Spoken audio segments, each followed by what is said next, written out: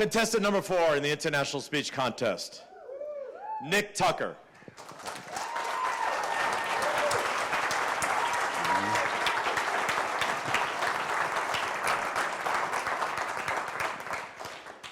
Rock toss.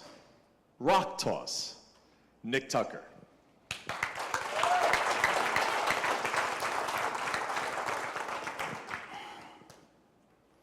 When my father ran out of meth, he'd take it out on me, and he'd take it out on my brother. I've never shared that with anyone before.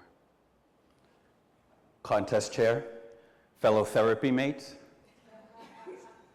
That was a group therapy scene from my favorite show, Jessica Jones.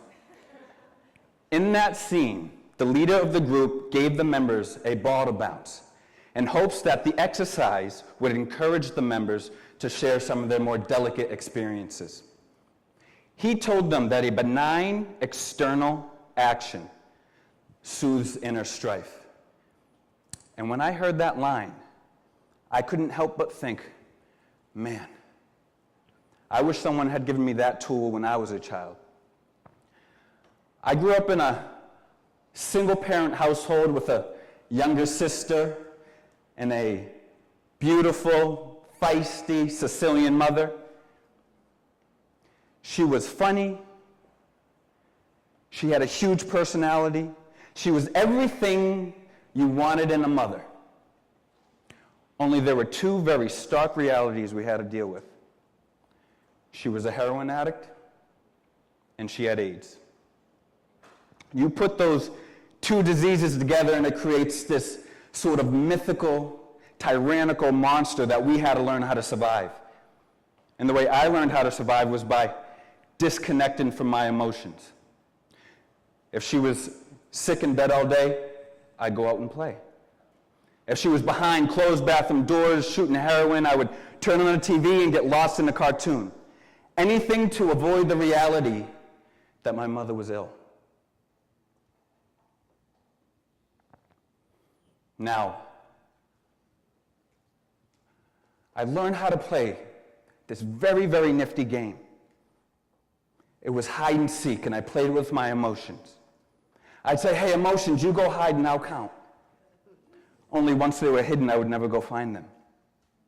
In time, I learned that this constant, habitual suppression of emotions made it so I didn't know how to face them, I couldn't identify them, and even if I could, I didn't know how to express them. Fast forward to 30, I found myself with a crush on a girl.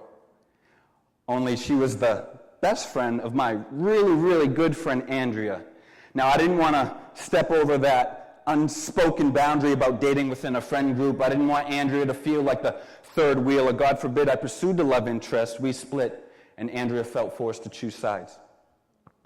So I thought, before I do anything rash, maybe I run it by Andrea first, just to see how she felt about it. So I had a plan. On our customary hike, I would tell her everything. 3 days later, we're hiking. I had countless opportunities to tell her exactly what was on my heart. But every time I would go to do so, I would say, nothing. Finally, it was nearing the end of the hike, and I was afraid it was going to be another example of a time where I wanted to express myself, but I was choked by fear. And I was sick of being that man, that stoic man, missing out on some of the gifts life has to offer us because he's afraid to be vulnerable. I was ready to be better, and I was ready to do better, but I didn't know how. But then I remembered that line from Jessica Jones, a benign external action to soothe inner strife. I didn't have a ball to bounce, so I scanned my horizons. And off the ground, I picked up a rock. And I began to walk and toss and walk and toss. And the next time the opportunity presented itself, I opened my mouth and I said, Andrea, I have feelings for our friend. And she stopped in her tracks, covered her mouth, and gasped, oh! Oh my God, I want you to have babies! Needless to say, she was quite fond of the idea of two of her best friends dating. After that hike, I thought about that action, that exercise of tossing the rock, and how maybe, just maybe, it gave me the edge I needed to express myself. But telling Andrea was one thing.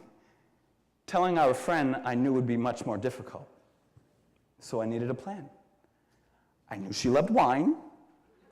So if I could get her to invite me to her home, we'd drink wine, and once loosened up a bit, I could tell her everything. It worked, and 1 week later, I'm on her couch, wine in hand, deep in conversation. Through 2+ hours of talking, I had countless opportunities to tell her exactly how I felt, and each time I went to do so, I would say, nothing. Finally, it was past 11 o'clock. I knew she had to get up early for work the next morning. It was now or never. My heart was racing. All these thoughts rattled back and forth in my brain. What if she doesn't feel the same way? What if you pursue this and it ruins your friendship?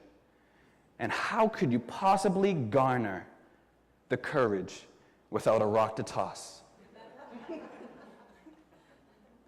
Friends, we are all called beyond what we think we are capable of.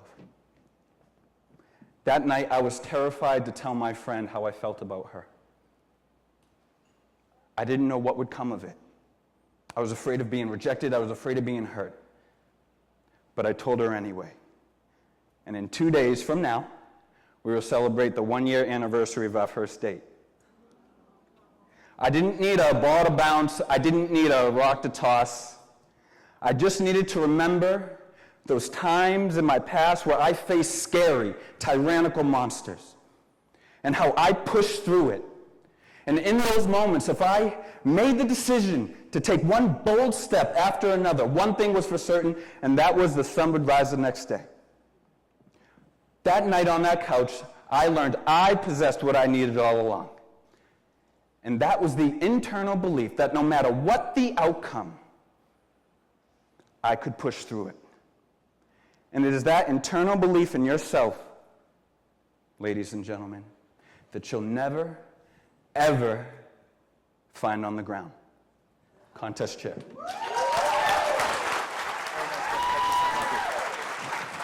Nick Tucker.